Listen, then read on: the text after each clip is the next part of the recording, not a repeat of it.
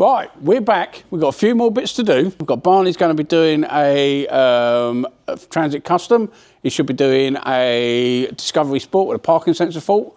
I think I've got a battery drain. I've got a battery drain over here, which I'll probably show you next week now. And I've got a battery drain on a Ford Ranger. So let's get into it. Let's see what you think.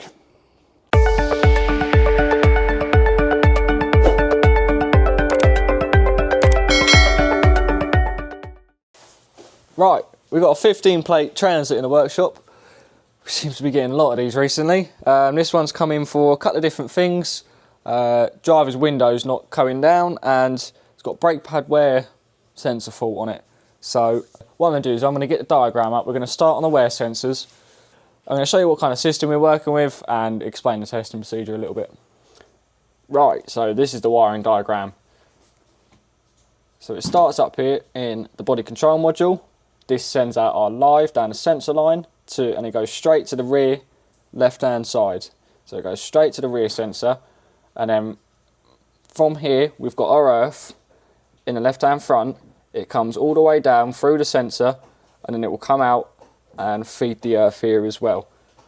So what we're going to look at first, we're going to go straight to the rear. We're going to make sure we've got our live and our earth. If we haven't got a live, we're looking for a broken wire between here and here.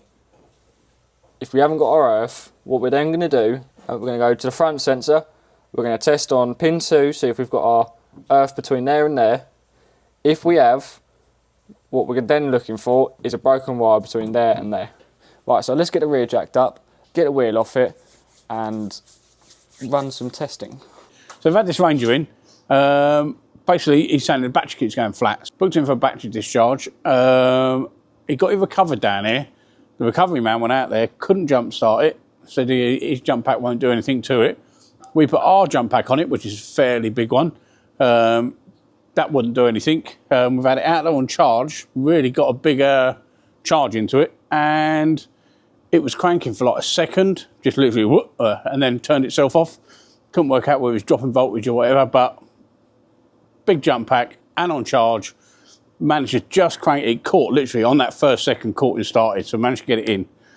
So now we've got to work out what's going on, but first thing we're going to do is see if we've got battery discharge on it, test the battery. It has actually got caps on top of the battery, so we can take the caps off, do a hydrometer test, show you what we do there. Don't think really that's anything people would do anymore, so I'll show Barney what all that's about, and then yeah, let's see what it's doing. Right, ladies and gentlemen, so we're under here. So what we got is that white one's meant to be our live, and that's meant to be our earth. So as you can see, we've got our earth, but we've got no live. So we know we've got good earth from there all the way through to here, and we know we're missing the live there. So what we're going to do is go to this plug here, which is under the car. We know we've got good earth on this plug, but do we have live? So let's go to that plug, make sure we've got the live on pin 1. If we don't, we're going to have to move up and up and up until we get to the body control, but let's go make sure we've got live on that one over there. Ladies and gentlemen, right, this is the plug we need to be looking at. And we are looking on for this pin here, for that green and blue one, so... Ooh. So, I'll get out of the car and explain this.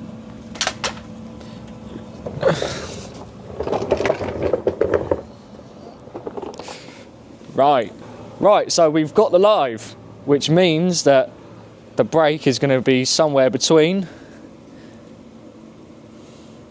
there and there, which is a very short area, but everything is so tight together where you've got all the suspension arms, it's running over the axle. Could be a little bit of a pain, but I'm going to nip the wheel off, strip the loom back and see what I can find in there. It's going to be fun. Right, ladies and gentlemen, so this is where we're at now. The fault is between this plug here and this plug here. This white wire is completely dead. This type of loom isn't really that repairable. We could do it, but the issue is because this one's going, it's probably broken on one of the flexes, if this one's going, this one's about to go for the ABS. So what we're going to do is advise the customer that he's going to need a whole new bit of loom. If he wants to buy it, obviously we'll chuck it in there for him, but for now I'm going to bypass this sensor so it's only got the one, so get rid of the fault, but we are going to have to advise a new bit of loom for him. I ran the bypass and made sure the codes are cleared and it's not coming up on the screen anymore, so that's all good to go. Customer said he might look into getting a new loom in the future, but at the moment it's just not viable. So like we said, he's more than welcome to come back if he does find a new loom for it and does want it fitting. But for now, she's all good to go. Customer's coming around an hour's time, and yeah, she's a golden, so job's a carrot. Okay, right, we're going to test the battery on this Ranger. Unfortunately nowadays, everyone relies on digital testers, etc. I mean, they are harder now, you can't get the caps off the battery to test the acid and specific gravity and stuff. But you can tell quite a lot through voltages and things like that. So let's show you what we found on this one. Show Barney over it, he's never seen it. And yeah, let's have a look. Right, so voltage, we've got 12.4. So 12.67 is fully charged really, so it is a little bit low. But the real way to know what's going on in the battery, each cell is 2 volts. So the way our 12-volt battery works is 6 2-volt batteries all joined together, and obviously that makes 12 volts. They'll all be 2.1, 2.2 to bring it up to your sort of 12.7-ish. But you can't flatten half a battery. The whole thing goes down. It's not as if it flattens from one side to the other. It literally, every cell will go down. So that one is showing, it's just under, sort of midway between charged and flat. Same on that one. It's literally just under flat. As long as they're all equal readings, it means it's worth charging the battery up and then start doing some testing. Same on that one. Same reading.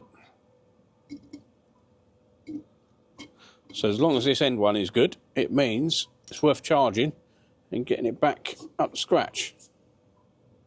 Oh. See the colour of that one's back. So there we go. So not floating at all. So that cell is failed completely. So although it's showing 12 volts, that's basically, that cell's dead. So that's basically a 10 volt battery now. It's just got no capacity in that one. Right, so there we go. That is dead. Yes, you understand that? Yes. 2 volt cell, one's dead. Yeah, so that is going internal, doing it the old fashioned way. We just get a hydrometer, see exactly what's going on. Is it flat? Is one cell faulty?